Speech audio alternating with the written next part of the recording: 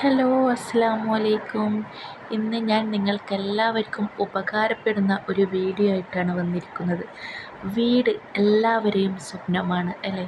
ബർക്കത്തുള്ള ഒരു വീടുണ്ടായി കാണാൻ ആഗ്രഹിക്കുന്നവരാണ് നമ്മളിൽ പലരും. അതിനു വേണ്ടിയാണ് പലരും വിദേശത്ത് പോയി കഷ്ടപ്പെടുന്നത്, നല്ല ജോലി തേടിപ്പോകും. നമ്മുടെ കൂട്ടത്തിൽ വീടില്ലാത്തവരുണ്ട്, വീട് വെക്കാൻ സ്ഥലമില്ലാത്തവരുണ്ട്, വീട് പണി പൂർത്തീകരിക്കാൻ പറ്റാത്തവരുണ്ട്, വീട് പണി തുടങ്ങി പക്ഷേ പകുതി വഴിയിൽ അവസാനിപ്പിച്ചവരുണ്ട്, വീട് പണിയാൻ പല തടസ്സങ്ങളും നേരിട്ടുകൊണ്ടിരിക്കുന്നവരുണ്ട്. നമ്മുടെ കൂട്ടത്തിൽ ഒരുപാട് പേര് ഇങ്ങനെ ബുദ്ധിമുട്ടുന്നവരുണ്ട്. അല്ലാഹു എല്ലാവർക്കും ബർക്കത്തുള്ള വീടുണ്ടാക്കാൻ തൗഫീഖ് നൽകട്ടെ. ആമീൻ. പറഞ്ഞു വരുന്നത്, വീടെന്ന സ്വപ്നം പൂവണിയാൻ ചൊല്ലേണ്ട ഏതാനും ദിക്റുകളാണ്. അസ്മാഉൽ ഹുസ്നയിലെ വളരെയധികം ഗുണവിശേഷമുള്ള ദിക്റുകളാണ് പറയാൻ പോകുന്നത്.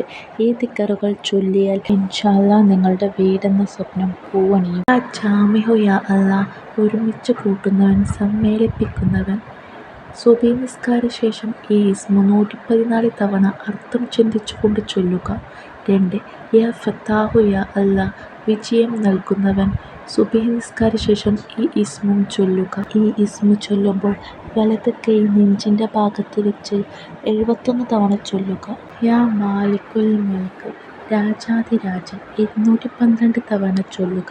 സുബ്ഹി നിസ്കാര ശേഷം യാ ലറു യാ അല്ലാഹ്, ഉപദ്രവം നൽകുന്നവൻ, പ്രയാസം നൽകുന്നവൻ. എല്ലാ വെള്ളിയാഴ്ചയും ജുമുഅക്ക് ശേഷം ഈ ഇസ്മു 100 തവണ ചൊല്ലുക. ഇൻഷാ അല്ലാഹ് അല്ലാഹു തആല എല്ലാവർക്കും വീടെന്ന സ്വപ്നം പൂവണിയാൻ തൗഫീഖ് നൽകട്ടെ.